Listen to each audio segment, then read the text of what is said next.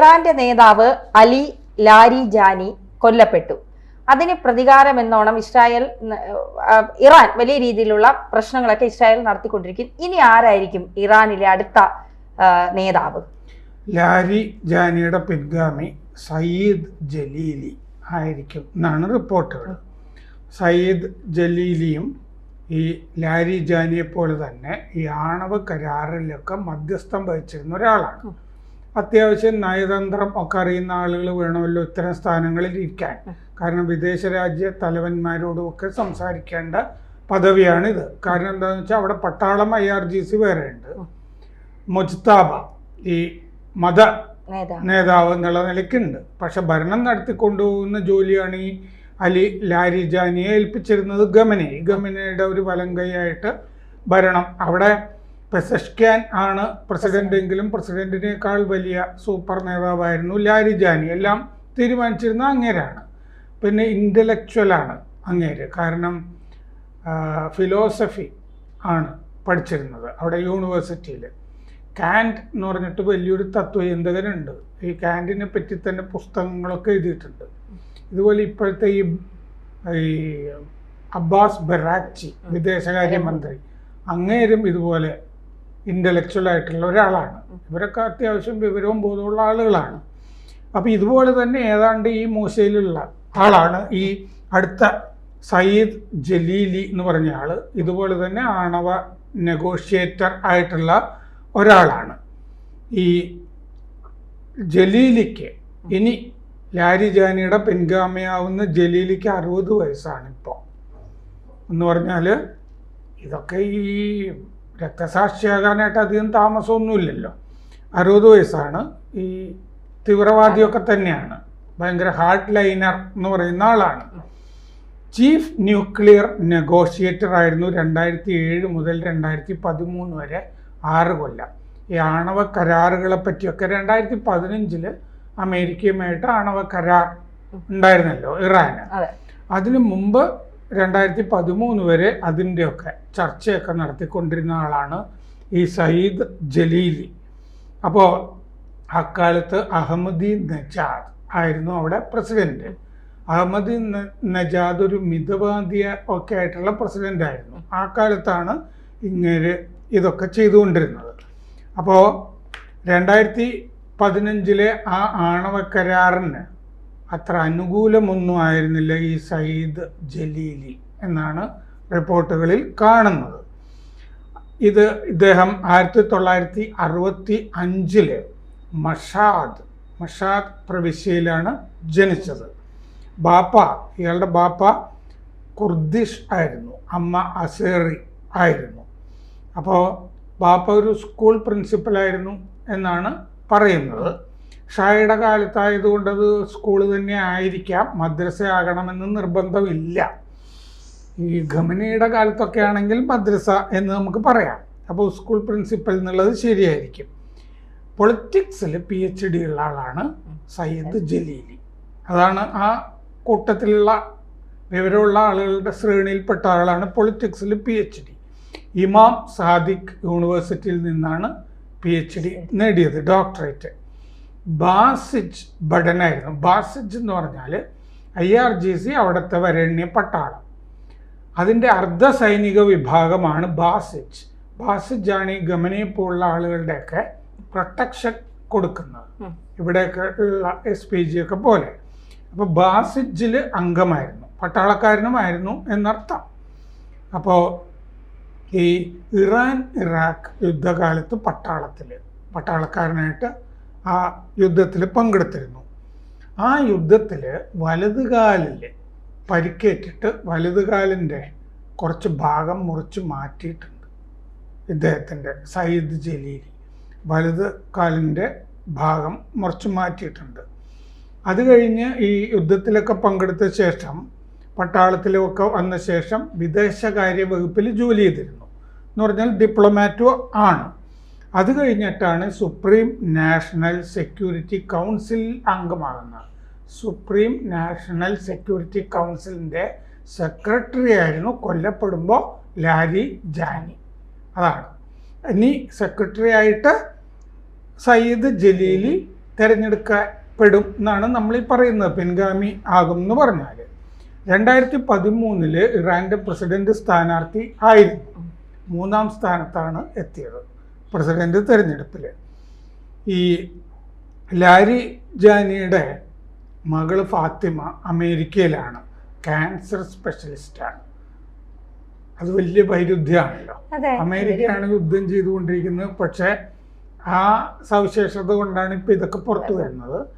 Larry ജാനിയുടെ മകനും കൊല്ലപ്പെട്ടിട്ടുണ്ട് കഴിഞ്ഞ ദിവസത്തെ ആക്രമണത്തിൽ.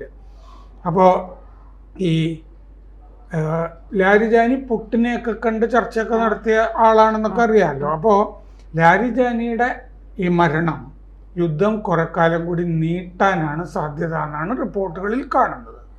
ഇസ്രയേലിനും യുദ്ധം നീട്ടുന്നതാണ് താല്പര്യം. ട്രംപിനെ പോലെ മറ്റേ കുഴപ്പത്തിലൊന്നുമല്ല ഇസ്രയേൽ. അപ്പോൾ ഈ ഹസൻ റൂഹാനി പ്രസിഡൻ്റായിരുന്നു മുമ്പ്, അദ്ദേഹം മിതവാദിയായിരുന്നു. അപ്പോൾ ആ പീരീഡുമായിട്ട് ഹസൻ റൂഹാനിയുടെ പ്രസിഡന്റ് കാലവുമായിട്ട് ബന്ധമുള്ള ഒരാളായിരുന്നു ലാരി ജാനി. അപ്പോൾ 2015 കരാറുമായി ബന്ധപ്പെട്ട ആളുമാണ്. ഈ അരാക്ചിയും ആ കാലവുമായിട്ട് ബന്ധപ്പെട്ട ആളാണ്. ഇപ്പോൾ ഈ ലാരി ജാനി കൊല്ലപ്പെട്ടതിനെ തുടർന്ന് ഇറാൻ്റെ സ്പീക്കർ ഗാലിബാഫാണ് സ്പീക്കർ. അയാൾ കൂടുതൽ ഇനി അധികാരം ഭാവിക്കും എന്നാണ് റിപ്പോർട്ടുകൾ. ലാരി ജാനി ആണെങ്കിൽ എല്ലാവരെയും അടക്കി നിർത്തുമായിരുന്നു.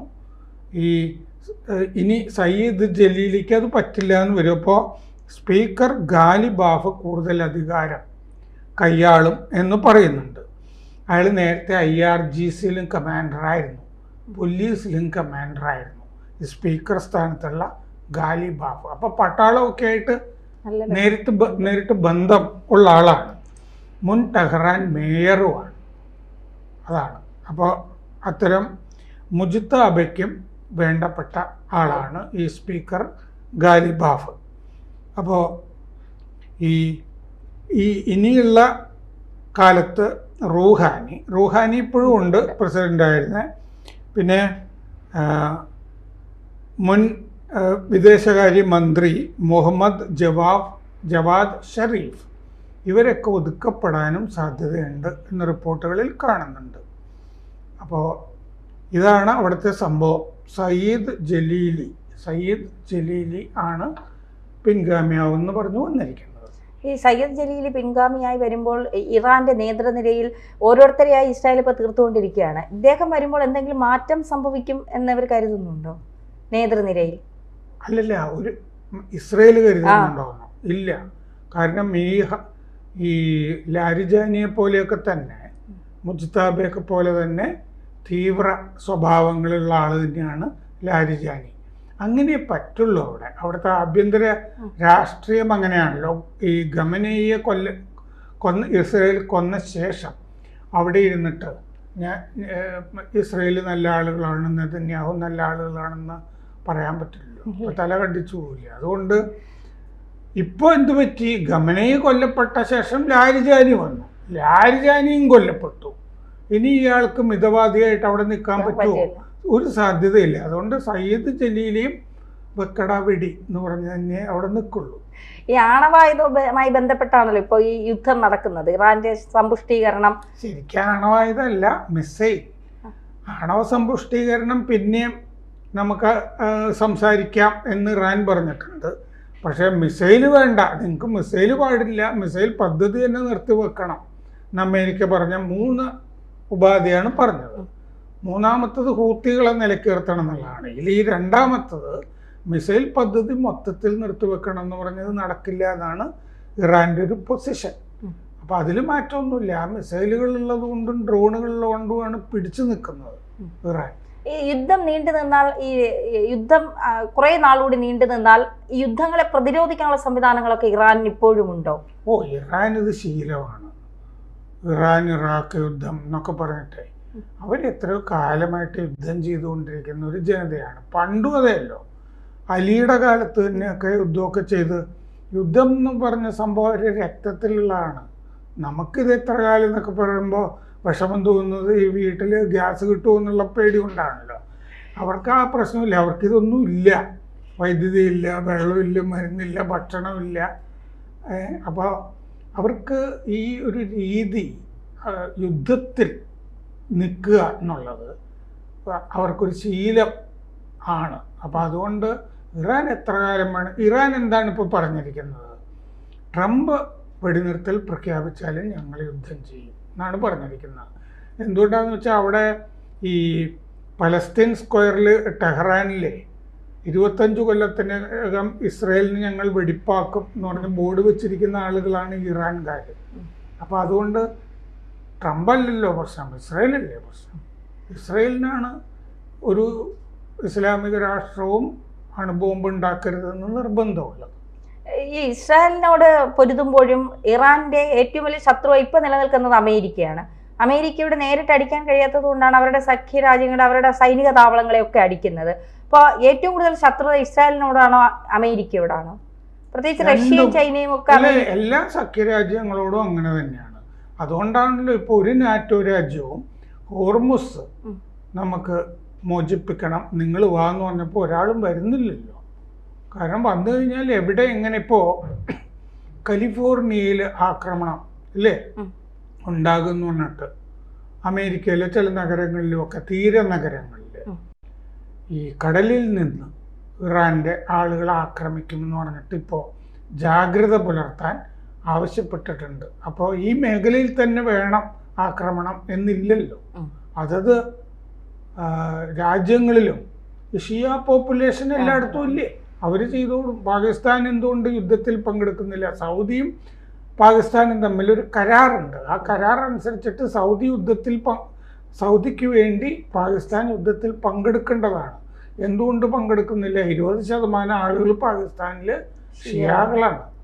അവരവിടെ വല്ലാതെ ആക്രമിക്കും. അവർ ദേശസ്നേഹമൊക്കെ ഉള്ള ആളുകളാണ്. ഈ സൗദിയും പാകിസ്ഥാനും തമ്മിലുള്ള കരാർ കൂടി മുൻനിർത്തി പാകിസ്ഥാൻ ഏതെങ്കിലും തരത്തിൽ ഇറാൻ ആക്രമിക്കാനുള്ള സാധ്യതയുണ്ടോ? പാകിസ്ഥാനെ രംഗത്തിറക്കണം എന്ന് സൗദി ആഗ്രഹിക്കുന്നുണ്ട്. കാരണം ആ കരാറിൻ്റെ കാര്യം പറഞ്ഞിട്ട് എന്താണ് ഇങ്ങനെ വെറുതെ ഇരിക്കുന്നത് എന്ന് ചോദിച്ചിട്ട് പാകിസ്ഥാനോട് സൗദി സംസാരിക്കുന്നതൊക്കെ ആയിട്ട് റിപ്പോർട്ടുണ്ട്. കാരണം ആ കരാർ കഴിഞ്ഞ കൊല്ലം സെപ്റ്റംബറിൽ ഒപ്പുവെച്ചതാണ്.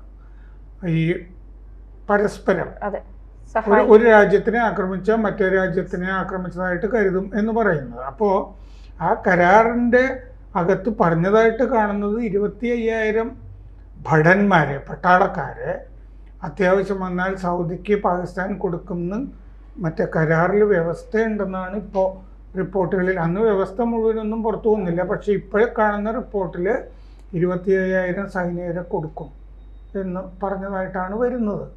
അപ്പോൾ ഏതെങ്കിലും ഒരു ഘട്ടത്തിൽ പാകിസ്ഥാന് പൈസ കൊടുക്കുന്നുണ്ടല്ലോ സൗദി, ഏതെങ്കിലും ഘട്ടത്തിൽ പാകിസ്ഥാനോട് ആവശ്യപ്പെട്ടു കഴിഞ്ഞാൽ പാകിസ്ഥാൻ ഇറങ്ങേണ്ടി വരും. പക്ഷേ അതിൻ്റെ പ്രശ്നം ഇറാനുമായിട്ട് അതിർത്തി പങ്കിടുന്ന രാജ്യമാണ് മറ്റേ പാകിസ്ഥാൻ. അപ്പോൾ അതിൻ്റേതായ പ്രശ്നങ്ങൾ, പിന്നെ ഷിയാകൾ 20% പാകിസ്ഥാനിലുണ്ട്, അതൊക്കെ അനുഭവിക്കേണ്ടി വരും. ഈ ഇറാനും ഇസ്രായേലും അമേരിക്കയും അതാണല്ലോ ഇപ്പോൾ ലോകത്തെ ഏറ്റവും കൂടുതൽ അശാന്തിയിലാക്കിക്കൊണ്ടിരിക്കുന്നത്. ഈ ഹോർമൂസ് വഴി ഇപ്പോൾ ഇന്ത്യക്ക് മാത്രം 2 കപ്പലുകൾ വിട്ടുകൊടുത്തിട്ടുണ്ട്. തുർക്കിക്കും ചൈനീസ് ചില ലൈബീരിയൻ പതാകയുള്ള കപ്പലുകളൊക്കെ പൊക്കോട്ടെ എന്നുള്ള നിലപാടെടുത്തിട്ടുണ്ട്. പക്ഷെ ഏറ്റവും കൂടുതൽ ബാധിക്കുന്നത് അമേരിക്കയും ഇസ്രായേലിനെയും കാനഡ പോലെയുള്ള രാജ്യങ്ങളിലെ, കാരണം കടലെടുക്ക് വഴി എണ്ണ വരാതിരിക്കുമ്പോൾ യൂറോപ്യൻ രാജ്യങ്ങളൊക്കെ ബാധിക്കും. കാരണം ഹോർമൂസ് വഴി ആണ് ഈ പറഞ്ഞ രാജ്യങ്ങളിൽ നിന്നൊക്കെയുള്ള എണ്ണ പോകുന്നത്. അതുകൊണ്ട് ഈ ആഗോള മറ്റേ എണ്ണ വ്യാപാരത്തിൻ്റെ 20% പോകുന്നത് ഹോർമൂസ് വഴിയാണ്. എല്ലാവർക്കും അതിൻ്റെ ക്ഷീണം ഉണ്ടാകും എന്നുള്ളത് കൊണ്ടാണ് ഈ ഹോർമൂസ് മോചിപ്പിക്കണം എന്ന് നിർബന്ധമായും ട്രംപ് കരുതുന്നത്. പിന്നെ അകമ്പടി കപ്പലുകൾ പോകണം. ഈ എണ്ണ ടാങ്കറുകൾക്ക് അകമ്പടി കപ്പലുകൾ ഉണ്ടാവും എന്ന് ട്രംപ് പ്രഖ്യാപിച്ചിരുന്നു. ഇതൊന്നും നടക്കാത്തത് കൊണ്ടാണ് ഇന്ന് രാവിലെ അവിടെ കൊണ്ടുപോയി ബങ്കർ ബസ്റ്റർ ബോംബുകൾ അമേരിക്ക ആക്രമിച്ചത്. ഹോർമൂസിലെ മിസൈൽ സൈറ്റുകൾ ഇറാൻ്റെയൊക്കെ ആക്രമിച്ചിട്ടുണ്ട്. കൂടുതൽ വാർത്തകളും വിശേഷങ്ങളും നിങ്ങളിലേക്ക് എത്താൻ ABC മലയാളം സബ്സ്ക്രൈബ് ചെയ്യുക, ബെൽ ബട്ടണും അമർത്തുക.